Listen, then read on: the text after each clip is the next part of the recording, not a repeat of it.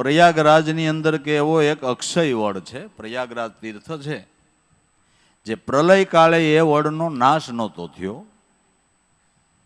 ને એવી કહેવત છે, ત્યાં ત્રિવેણી સંગમ થાય છે, ગંગા યમુના ને સરસ્વતી, એ પ્રયાગરાજ તીર્થ કહેવાય છે.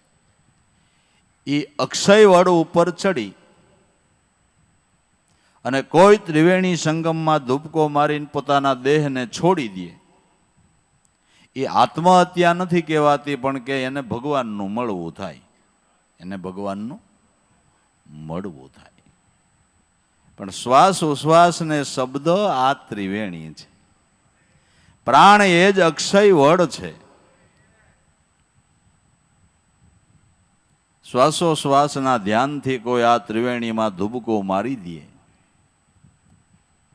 તો આ ત્રિવેણી સંગમની અંદર સામળિયાનું મળવું થઈ જાય એવું